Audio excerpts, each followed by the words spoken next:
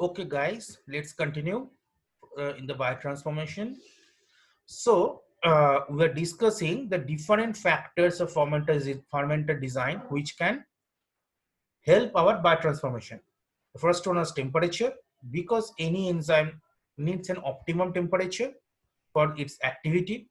Then it's the reaction media pH, because any enzyme there is an optimum pH which is required for its activity. So you have to set the reaction media, the buffer pH like this, which is required for its activity. Then the aeration, that is volume of oxygen supplied per minute. Okay, these things. Next comes the microbial growth kinetics. Next comes the microbial growth kinetics. How? Because uh, if you look at a microbial growth kinetics, how it grows, say this is the time, okay, and say this is the biomass, this is the biomass, okay. So the growth becomes like this is the lag phase, this is the exponential phase or log phase, this is the saturation phase or plateau phase, okay. And then after some time there is the decay phase, where there is the decay phase. Okay, now what is the lag? We all know this kind of growth kinetics. This is the first order growth kinetics, where the equation is nt equal to n0 into e to the power minus lambda t or kt. N0 is the initial biomass, e is the exponential e, lambda is the constant, the kinetics constant, and t is the time. So first, in the lag phase, the cell growth is very low because the cell prepares for its rapid division.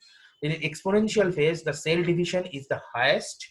It grows very rapidly with respect to time. The saturation phase, the growth is basically is constant, means it's the, we can say the further cell division is almost stopped, and then the decay phase, the cell starts dying. Now, what is the utility of depicting this growth kinetics or growth curve here? Because it is important to choose cell for biotransformation from this growth curve. It is important to choose cell for this biotransformation from this growth curve. Okay, so where to choose cells? Actually, we choose cell in the exponential phase. We choose cell for biotransformation in the exponential phase. Why? Because in the lag phase, the cell metabolism is very low.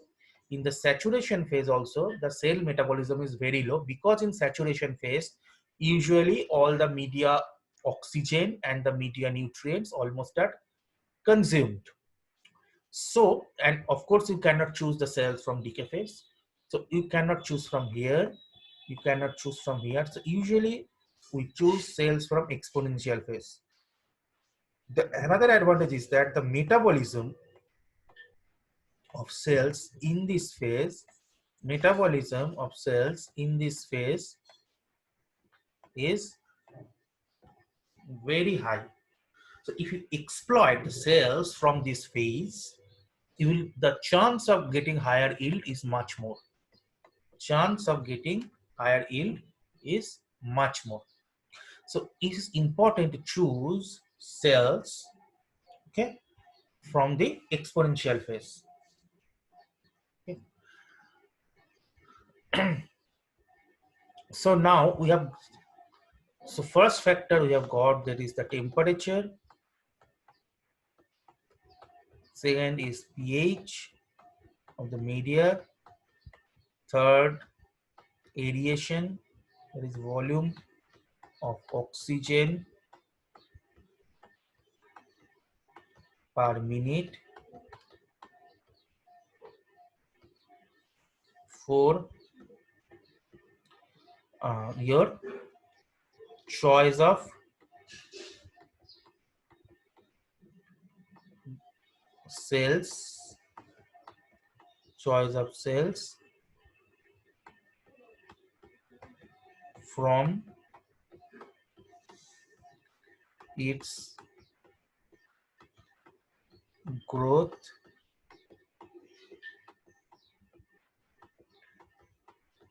kinetics.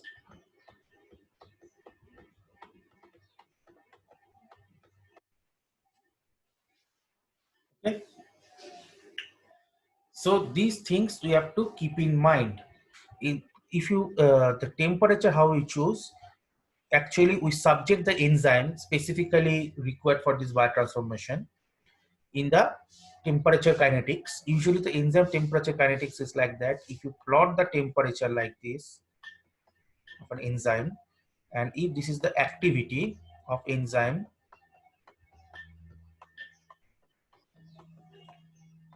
okay, it is the enzyme activity is usually like this. It follows a bell-shaped curve. That means up to a certain temperature, the activity is very low. Then it suddenly starts increasing with the increase of temperature. It goes to a maximum value at a particular temperature and again starts dropping. And after you increase the temperature at a certain point, like 60 or 70, something like that Celsius, 60 or 70 degrees Celsius, okay, the activity of enzyme is abolished. So you have to choose the temperature here. This is the optimum temperature, maximum temperature. Also, you can choose anywhere near this. You can choose like that, anywhere near this. But you have to choose the temperature at this zone. Okay. Similarly, if you plot the pH curve, this is also something like that. If you have this activity here, and it is the pH here, okay, pH here, uh, activity here,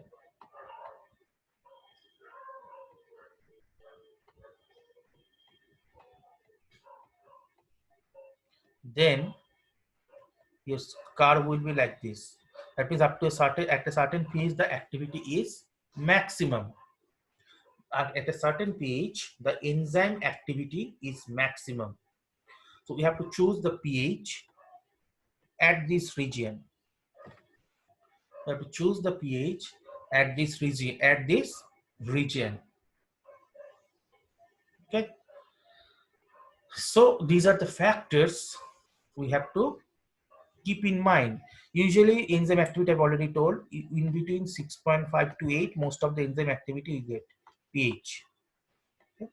Less than, if you go less than 6.5 or more than 8, usually no enzyme shows good activity. Usually the temperature for biotransformation is shows good activity in between 30 to 40 degrees Celsius. Okay. So you have to choose the temperature. Generally, we choose the temperature at this zone. Okay.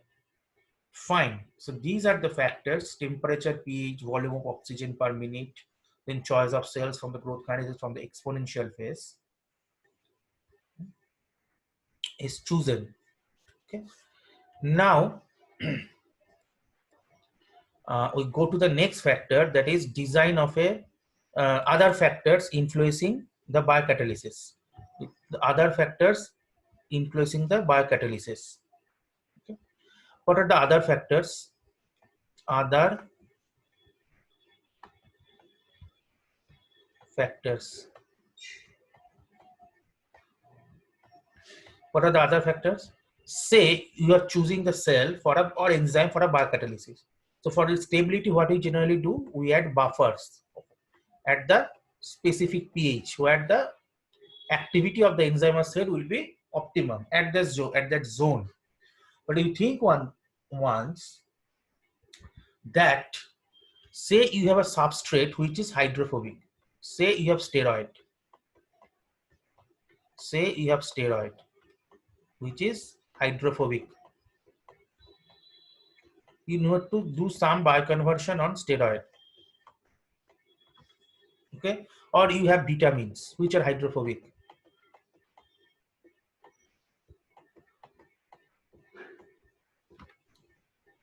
Okay. Or you have some drugs. For you have drugs which are hydrophobic drugs.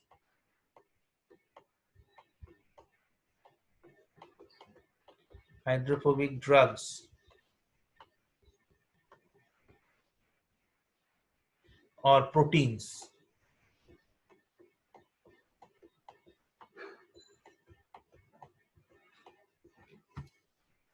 So how can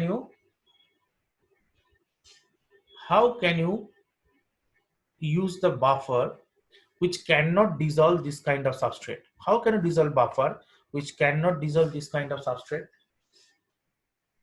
This is one big question. In buffer, they will not be dissolved. So if you add this kind of substrate, say you have the buffer here, and you have add substrate molecule like this. So what will be there? It will be floating at a different layer than the buffer. It will be floating as a different layer and from the layer of the buffer. So buffers contain cells. So the problem is if this is hydrophobic substrate and you are using the only buffer, the substrate will form a different layer and cannot reach the cells. If they cannot reach the cells, the substrates cannot reach the cells. How the cells will perform the biotransformation? This is one big question. Okay. So in that cases, we use biphasic biotransformation. What? Biphasic biotransformation. Okay, biphasic biotransformation.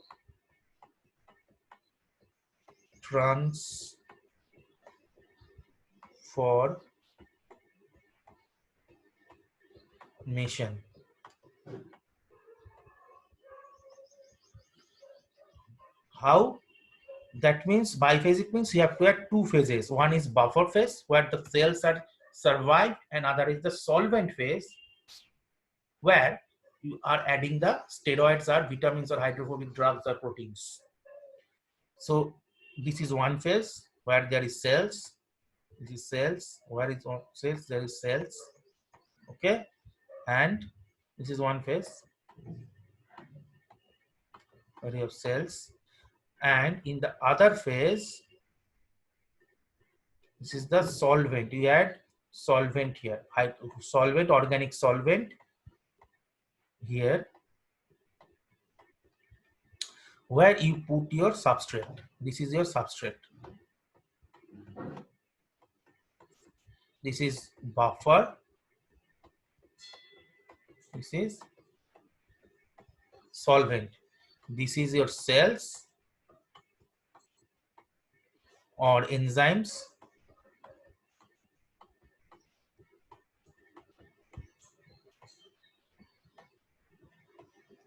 And this is your substrate, which will be converted to product. Then there is aerator at the bottom, and in this jacket you flow hot water, or by some in this jacket you flow hot water or something to maintain the temperature.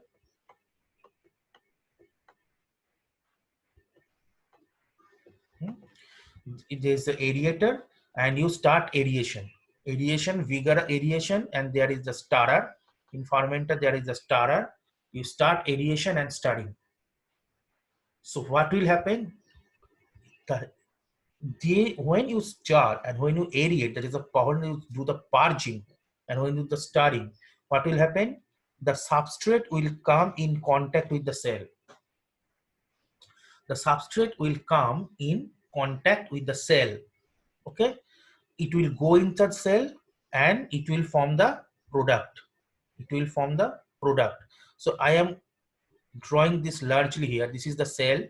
Okay, this is the cell. Now this is the substrate. This is the substrate. It goes into the cell. Okay, it goes into the cells. There are enzyme or protein which converts the substrate into product, which converts the substrate to product. This is substrate, this is product, this is enzyme. Okay, This may be native enzyme, this may be recombinantly expressed enzyme, whatever it may be. It converts the substrate into product. Since the substrate is hydrophobic, product usually do not becomes very hydrophilic. It also remains some sort of hydrophobic. So these kind of hydrophobic products cannot sustain within the cell. The cell cannot tolerate this kind of product. So once the product is formed, it again comes out and goes out of the cell. It again comes and goes out of the cell. We've already discussed the cell membrane is semi-permeable, so this kind of permeation is not very difficult. This kind of transportation is not very difficult.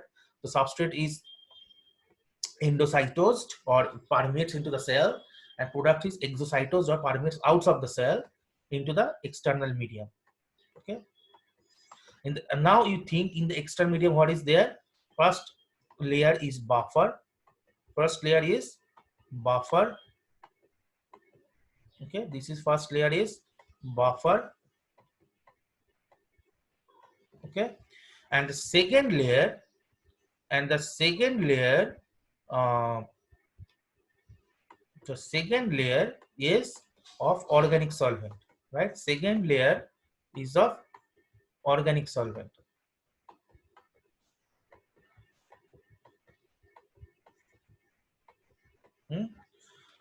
So the product goes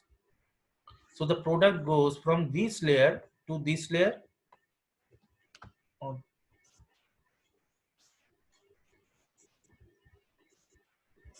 The product goes from this layer to this layer. Why? Because the product is hydrophobic. So this is organic solvent. Organic solvent. Okay. So this is the partitioning layer between organic solvent and buffer. Okay. It is continuously getting stirring. It is continuously getting stirred. So the partitioning or flow of substrate from one phase to other phase or flow of product from one phase to other phase is easy due to the continuous stirring, because in continuous stirring increases the passive diffusion or the crosswalking of molecules, all these kind of things, because the contact is better when you stir. So it favors the crosswalking or movement or flow or partitioning. So during stirring, the product will come from this phase to this phase because it's hydrophobic. So it will be partitioned between buffer and organic solvent. So as per its solubility, it will come to the organic solvent. So your organic solvent on the course of time will be gradually enriched in product. Your organic solvent in course of time, this is substrate, this is product. So product will come here. So product on the course of time, your organic solvent will be gradually reaching product. The substrate will be depleted because substrate is going in from organic to buffer to cell, and the product is coming out from cell to buffer to organic. And your organic layer will be gradually increased or enriched with the product. When you do fermentation of hydrophobic substance like what I would call like steroids or other hydrophobic proteins or hydrophobic drugs conversions, stereochemical conversions, you have to design the fermenter like this. Okay, once you're all say you are doing the biotransformation like 1 day or 2 days, so that most of your substrate molecules are converted into product. Okay, so after you do what, you stop the fermentation, and you collect the supernatant, that means this organic solvent, and from you evaporate this organic solvent and you get the product. Okay, you evaporate the organic solvent and you get the product, or you purify the product from the organic solvent by other means. So this is the biotransformation with biphasic catalysis. Okay, this is a biphasic biotransformation required for the hydrophobic substrates. Okay, so this is one important thing that we need to learn, how to carry out the hydrophobic biotransformation with the help of either enzyme or cell. Next thing This is one thing. The other point that should be mentioned here is the toxic metabolite removal. What happens since this is hydrophobic one? Sometimes your product, apart from your product conversion, some other byproducts are also produced. Some other byproducts are also produced. Okay, some other byproducts also, because sometimes 100% conversion to product is not possible even through enzyme. So say 90% product are produced or 10% are byproducts. These byproducts are required for the cell, and so these are usually considered as toxic. So you need to remove the toxic metabolites or toxic byproducts from the cell. Okay, so these toxic byproducts, how to eliminate these toxic byproducts? By using this biphasic catalysis, because the toxic byproducts, since they are also hydrophobic, they are accumulated in this organic solvent layer, the byproducts. Okay, they are also accumulated in the organic solvent layer. So if you use the organic solvent, the byproducts automatically comes to this layer and they don't accumulate in this buffer phase or within the cell. So you just take out the supernatant organic solvent and you purify your product and byproduct. So for removal of toxic metabolite, toxic byproduct, also these toxic byproducts, also toxic metabolites or toxic byproducts, also these biphasic biocatalysis comes. So biphasic biotransformation comes also very handy. Okay. This kind of conformation, this kind of conversion, that means you are adding some substrate which is not part of the microbial normal metabolism, but you are doing this by adding external substrate and converting to product. This is how this substrate is not part of its normal metabolic pathway. You are adding it externally, and by the help of microbial metabolism, you are converting to product. This kind of transformation is called xenobiotics. This kind of transformation is called xenobiotics.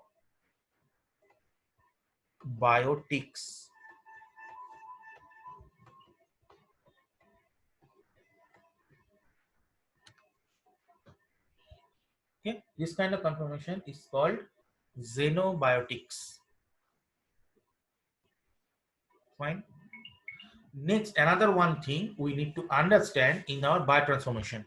What is that? It's called cofactor regeneration. It is called cofactor regeneration. What is called cofactor regeneration? What is that? Say you have a cell. Sorry. Say you have a cell. You are doing some reduction. That is, you are adding some substrate where there is, say, carbonyl group. Like I've already said, even steroid or something else may have this. Some drugs also may have this, that carbonyl to ketone conversion. Okay. Specifically, I am saying steroids because steroids are done this kind of thing in biocatalysis or biotransformation. The steroid, so inside cell, the C double bond O is getting converted to this chlorine C double bond O. There is some enzyme. So it is converting C double bond O to CHOH.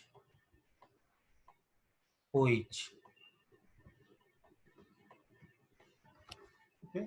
It's converting to CHOH. Fine. Now it is a reduction, so it needs addition of hydrogen. It needs addition of hydrogen. It needs addition of hydrogen. So where from the hydrogen is coming to the cell? The hydrogen is coming from its cofactor NADPH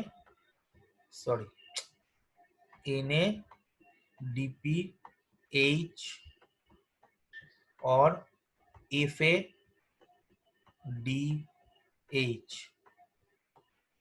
Right? The cell, every cell has this kind of cofactors. These cofactors can be easily converted to NADP plus.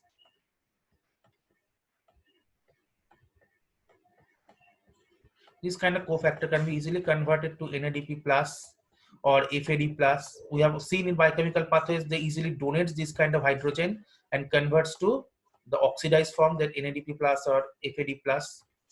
So these kind of hydrogen are easily donatable. They can act as donors to this kind of functional groups to make it reduced. And these enzymes are class of reductase enzyme. Okay, so uh, inside the cell, these kind of cofactors converts this with the help of enzyme, converts this carbonyl to CHOH reduction. But after some time, the cellular pool of NADPH also gets depleted or also gets finished, or cellular pool of FADH also gets finished or also get depleted. So what we'll do once it is finished, the reaction will stop. So what then we'll do? Then we have to do something called cofactor regeneration. What is cofactor regeneration? Externally we have to add substrate like glucose, which have lot of hydrogens, lot of donatable hydrogens. Like it has OH, glucose has OH. It can be easily converted to oxidized form, that is glutarialdehyde or gluconic acid, by donating its OH or donating its hydrogen from OH. So addition of glucose or this kind of carbohydrates are added as hydrogen donors. Once you add, the oxidized NADP plus will be again converted to NADPH, because they will take hydrogen from glucose and will be converted to NADPH. Or FAD plus, they will use this glucose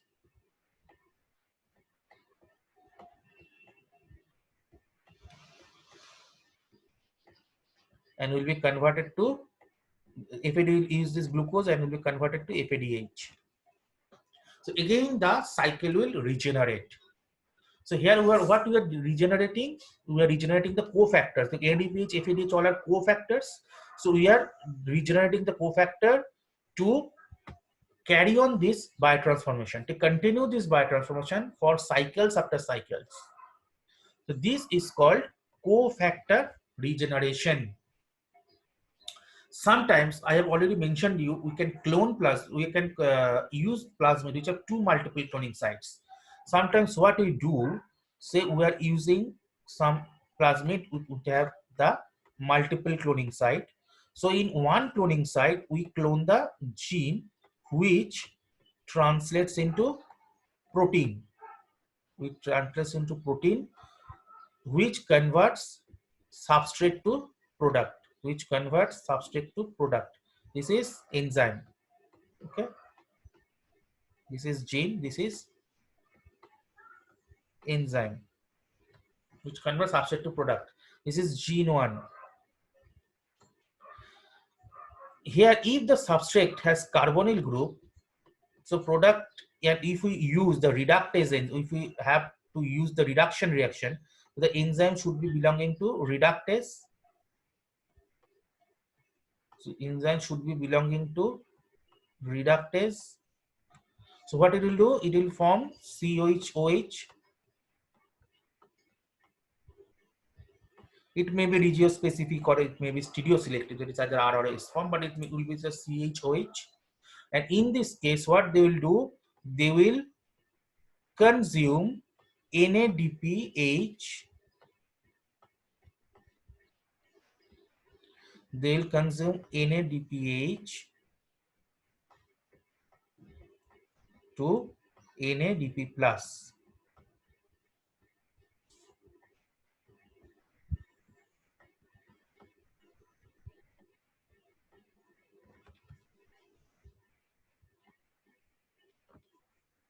Okay, they will consume NADPH, and this hydrogen will be used to convert this C double bond O to CHOH, and it will form NADP plus. So NADP plus, we need to regenerate to NADPH again. Otherwise, after some time, I have already said here, NADPH will be depleted and this reaction will be gone.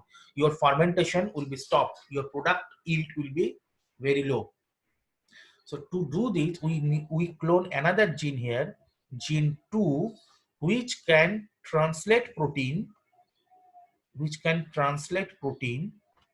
okay, which can convert the substrate like glucose, which can convert substrate like glucose to oxidized glucose. Oxidized glucose means where the hydrogen is gone, like glutaraldehyde or something else, like glutaraldehyde. Okay, glucose to here, glutaraldehyde. Okay, so and when it converts glucose to glutaraldehyde, it consumes hydrogen. The hydrogen is released. Okay, this hydrogen this hydrogen this hydrogen is taken up by this NADPH, or taken up by this, not by NADPH, this NADP plus, NADP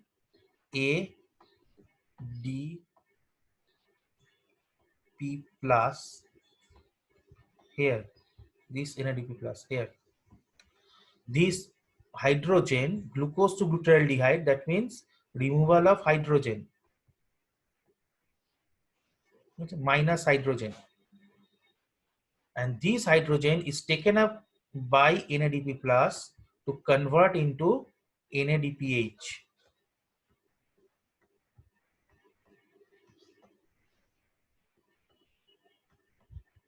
Okay,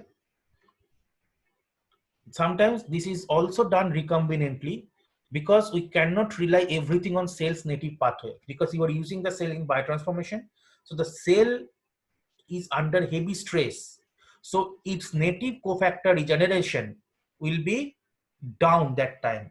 Its native biochemical pathways may be down that time, because all the cells are engaged in xenobiotic conformation, so the native pathway may be down. So you need to convert this kind of NADP plus NADP very rapidly, otherwise the reaction will be stopped or will be hindered. So this is also done by recombinantly, by expressing another gene for this glucose to glutarate conversion. For example, there is one gene called GDH. GDH means glucose dehydrogenase. This glucose dehydrogenase takes out hydrogen from glucose and supplies the NADP plus. Okay, and converts the glucose to glutaraldehyde or other oxidized form. So in one form, you are adding the gene, which is the reductase, which is doing the reduction reaction. Okay, and in one MCS, this is MCS1,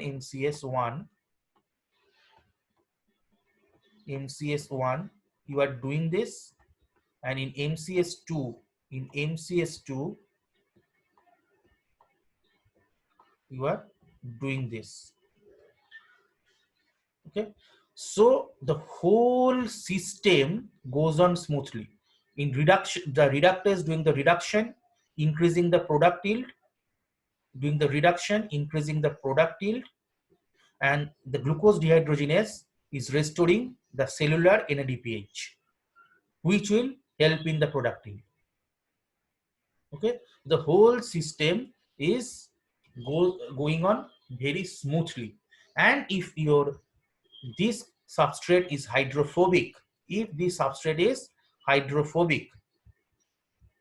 then I have taught you, if the substrate is hydrophobic, then do the biotransformation. What you need to do? You need to do biphasic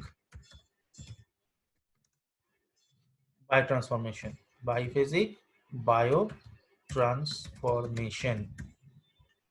If your substrate is hydrophobic.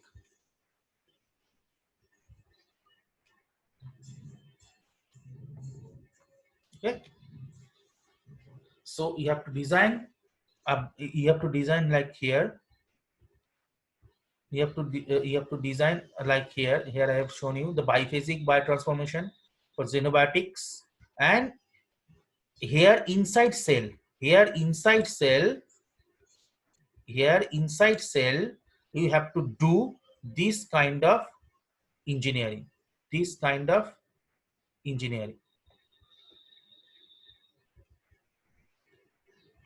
this kind of engineering. What is the engineering?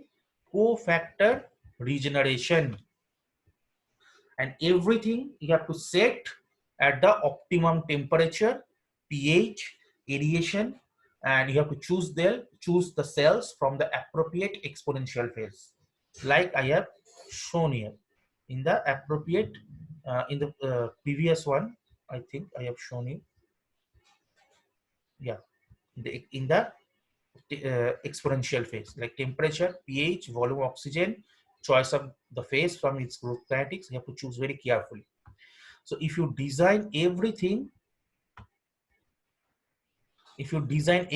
like this, then you are successful. You can successfully engineer a fermentation reaction. Then you become a biotechnologist or a biotechnology engineer, bioengineer. Then you become a bioengineer, or you become a successful biotechnologist. You have to keep in mind all the factors responsible for biotransformation. That is, first, see, either you will choose the enzyme or you will choose the whole cell. Then, whether to immobilize or not. Immobilization is done to increase the stability.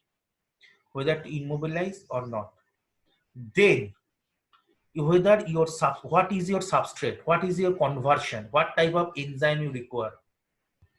The enzyme is reductase or hydrolase or esterase, or other type of enzyme, or isomerase which do the isomerization reaction. What type of enzyme is required? Is the enzyme available from native microorganism in nature, or you have to recombinantly express the enzyme in E. coli to have a higher yield? Okay.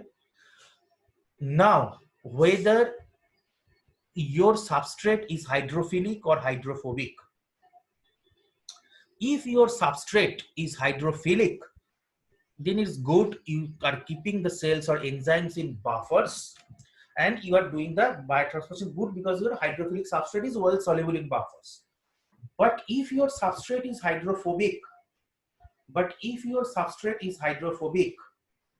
then you have to choose the biphasic biotransformation. That means you have to keep your substrate in the organic solvent and keep your cells in the buffer. If you directly add substrate to your buffer, the reaction will not proceed because your substrate is not soluble in buffer and will never reach the cells. Okay. Then, if you recombinantly express the enzyme in the cell, then treat the cell as a microbial factory. That means the production is going on in the cell. Now concentrate on engineering or designing the cell.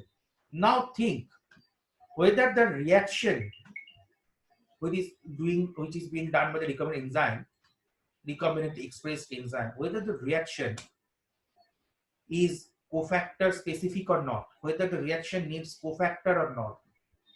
If it needs cofactor, then after a certain time cofactor will be depleted. So how to regenerate the cofactor? So how to add the external source to regenerate the cofactor, and how to add the second gene for cofactor regeneration. How to add the second gene like GDH, glucose dehydrogenase, for the cofactor regeneration.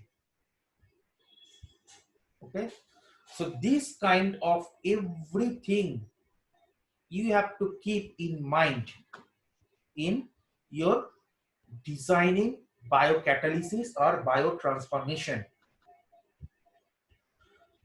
Now, to boost up your genetic engineering capacity, now think yourself as a genetic or biotechnological engineer. Now, to boost up your designing capacity, I want to add another spicy factor here, very interesting factor here. That is, say now, what I often say as an example, say now you are not satisfied with the enzyme activity. Say now you are not set in the enzyme has activity. The enzyme has activity, but you are not satisfied with the activity. Say it is producing, say uh, penicillin from its precursor, or say it is producing some other ampicillins, say it is producing some other ampicillins from its precursor. Ampicillin is semi-synthetic, but still, say it is producing penicillin or producing cephalosporin or producing gentamicin, any kind of thing from its uh, precursor. Okay, but you are not satisfied with the activity. Instead of, in spite of designing all these parameters carefully, you are not satisfied with this activity of the enzyme. So what can you do to further improve the yield of the product? Say you have designed a fermenter in your company, you have carefully chosen all these things: the fermenter design, the temperature, pH, the buffer, the organic solvent, the choice of your recombinant, the choice of your E. coli cell, the BL21. Then you are recombinantly expressing the penicillin producing enzyme. Okay. Then you are using, say, any other cofactor regeneration system. All of things you have done, but still the product yield is not very high. Why? Because enzyme activity is not very high. So how can you then, your company demands much more tighter value from you. Your company demands much more yield from you to supply in the world. So what can you do? What can you do? Say you are doing insulin production like this. Insulin by, so you are recombinantly producing insulin, like I have already taught you. Okay, insulin PRB. Say you are producing insulin that you are not satisfied with the activity, or anything, penicillin, steroid, you are not satisfied with the activity. What can you do to improve this?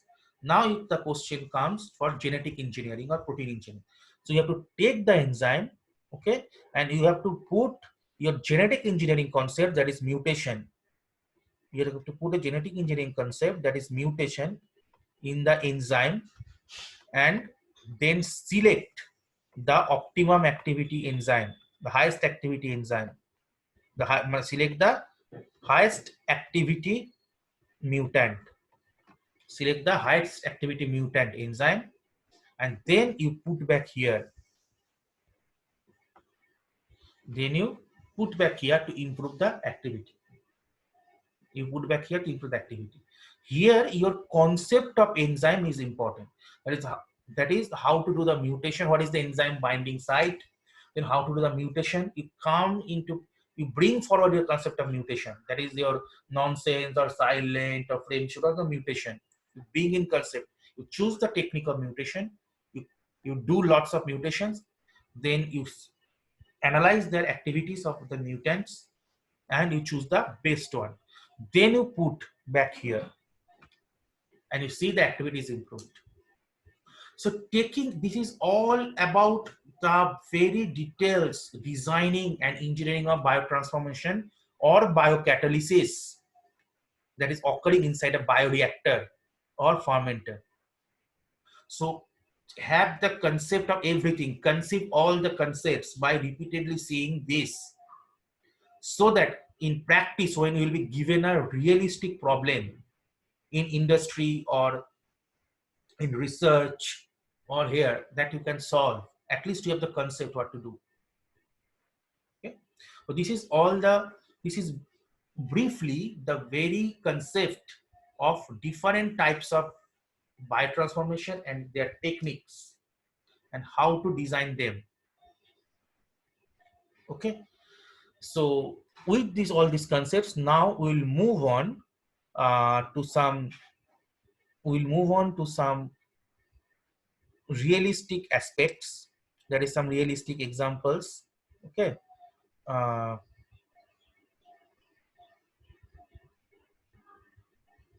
realistic examples, like here in this slide, I'll share you this slide. There are some examples, there are lots of examples that which kind of bacteria is required for this biotransformation. You see, first of all, Nocardia species. Okay, Nocardia species is a very useful species to produce different kind of steroids. Like if you use cholesterol as precursor, using Nocardia species, these kind of steroids can be produced. Okay, Nocardia species. Basically it does oxidation. It uses oxidation reaction. The different types of biotransformation reaction are there. For example, your oxidoreductase, reductase, then isomerization, then hydrolysis, then esterification. So it is basically doing the oxidation. Then Bacillus subtilis, it converts tryptophan to 5-hydroxytryptophan.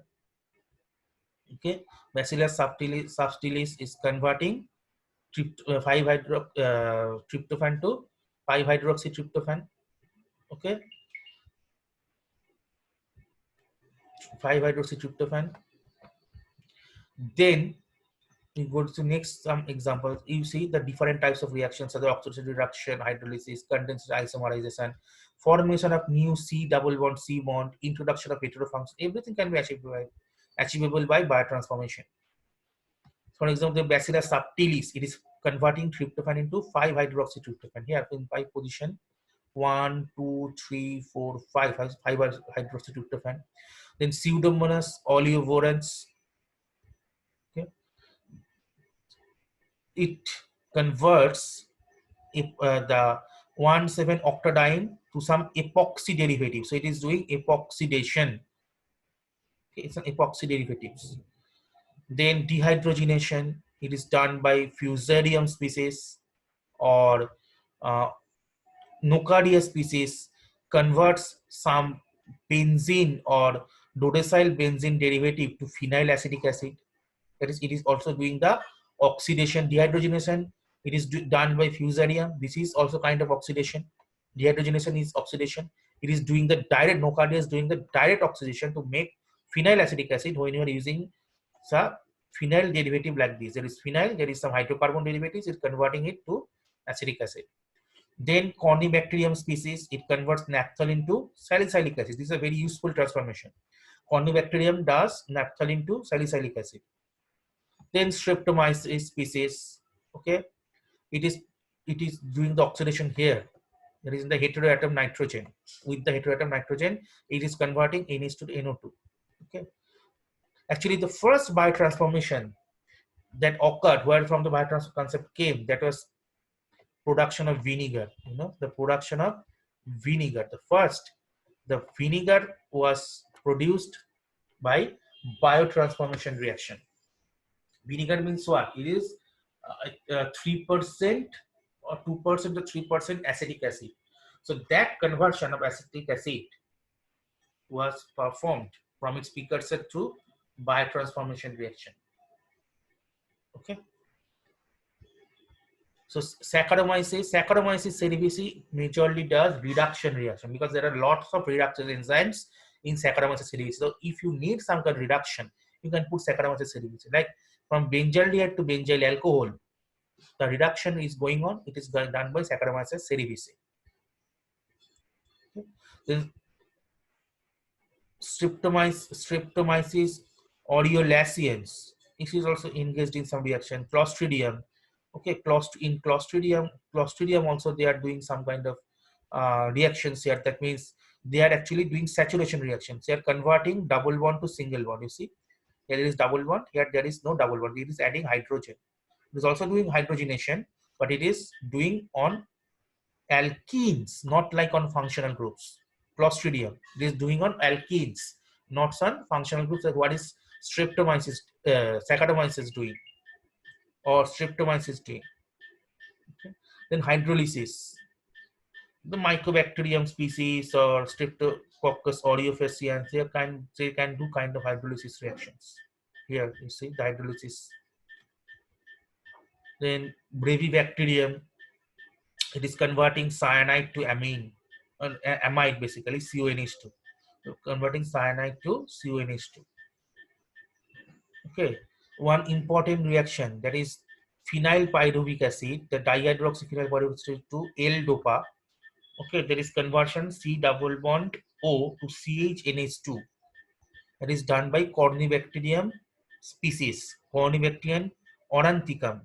Cornybacterium aurantiacum converts the phenyl pyruvic acid to L-DOPA. L-DOPA is used in our L-DOPA carbidopa combination, is used in our Parkinson disease, to treat the Parkinson disease. okay, to improve the dopamine level in our body. Okay, then Aspergillus niger. Aspergillus niger do the deamination reaction. You see here is CH2 CH2 NH2 is an indole derivative. CH2 NH2 is converting to CH2 CH2 OH. So Aspergillus niger is basically involved in deamination reaction. Okay, there are lots of uh, enzymes are involved. I'll here that you can see the steroidal conversion, all these things. Okay, then there is the enzyme called gluconobacter. Gluconobacter converts it converts the precursor to acetic acid derivative. Okay, to acidic acid derivative, something like this. Okay,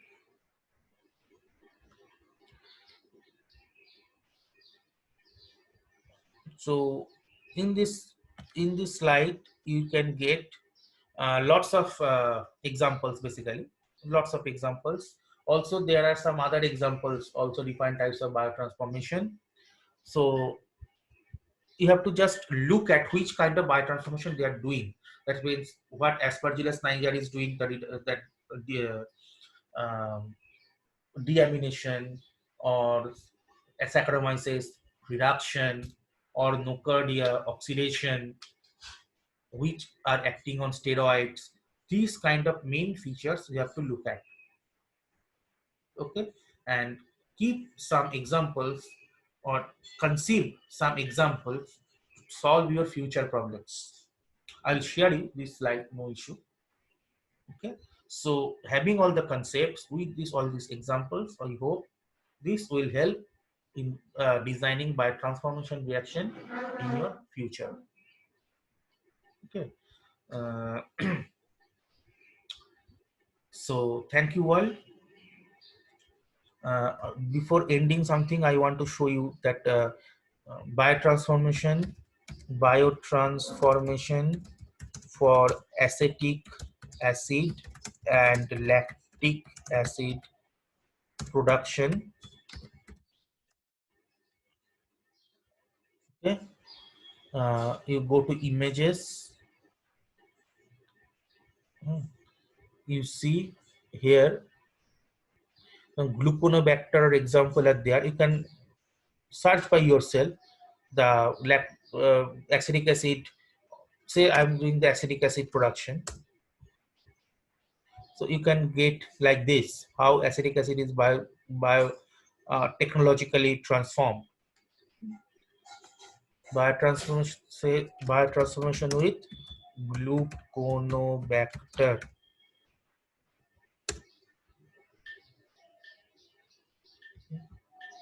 So you can search that this kind of biotransformation is coming out. Glucose to is converting glucose to 5 keto product. Okay? Glucose to 5 keto glutaric acid. Glucose to 5 keto glutaric acid. So like this you can search. Okay, biotransformation for, say I am typing vinegar. Biotransformation for vinegar. So you can have the pathway, the biotransformation vinegar production, or bacteria for, if you want to have the bacteria for vinegar, say apple bacteria for vinegar production.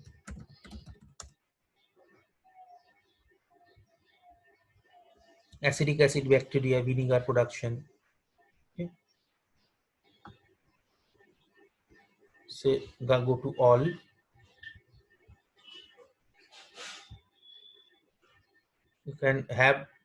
You can go through the literatures. Say some genus of Aspergillus, they can do this, or acetic acid bacteria, they can do this. So by this kind of search you can find out for a specific product. Why I'm doing this, because you can search out for the specific product what kind of bacteria required. And there are also some examples given in internet in some biotransformation study materials from where also you can get different kinds of bacteria which are responsible for bioproduction. But the concept, what I discussed here, is very important for designing the whole thing. Keep in mind, see the examples, and I think you can solve the problems in future for relating anything. Means actually the basic things related to biotransformation, at least the basic things. Okay. Thank you all to attend my lecture. Thanks.